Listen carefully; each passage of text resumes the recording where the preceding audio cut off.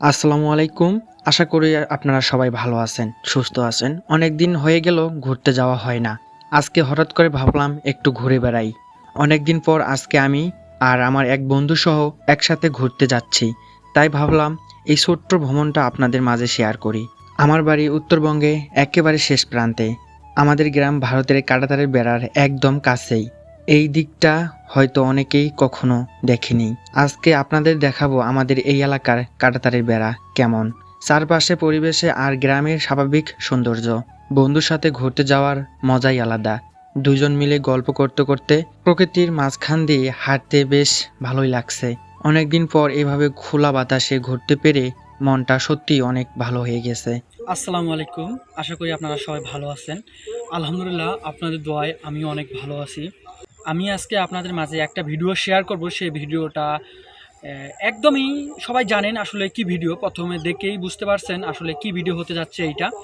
আমার বাড়ি একদম উত্তরবঙ্গে, একদম কাঁটাতারের সাথে। সো আমি পড়ালেখার পাশাপাশি একটা ইউটিউব চ্যানেল খুলছি, মমিনুল রিয়েল লাইফ আমার ইউটিউব চ্যানেলের নাম।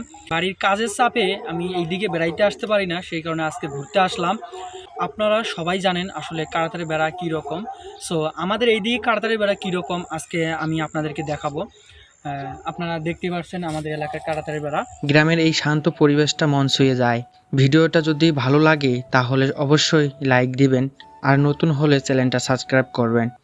ভারতের ভাষা যারা বোঝে আসলে তারাই বুঝতে পারে আসলে ভারতের বিএসএফরা বাংলাদেশে লোকজনকে কি বলতেছে যারা ঘুরতে আসে। আমিও আজকে ঘুরতে আসছি, আজকে একজন বিএসএফ দিয়েছে, আমি এইখানে ঘুরতে এসে একটা ভিডিও করতেছি। সেই ভিডিও করার সময় একটা বিএসএফ আমাদেরকে বাধা দিছে। সো আমরা সেই বাধা শুনে আমরা চলে যাচ্ছি। আর এখানে বর্তমান ভারতের যে অবস্থা, একদম কঠোর আইন। একদম আগে যেই রকম ছিল বর্তমান ভারতটা ওই রকম নাই। আর ভারতে ঘুরতে আসলে অনেক সমস্যা দেখা দেয়। এই যে দেখতে পাচ্ছেন বিএসএফরা এই যে মোটরসাইকেলে যাচ্ছে, ওনারা আমাদেরকে অনেক বাধা দিচ্ছে। সেই কারণে আমরা ঠিকঠাক মতো ঘুরতে পারি না। সো আমার ভিডিওটা এইখানে শেষ। আসসালামু আলাইকুম। ভালো থাকবেন, সুস্থ থাকবেন।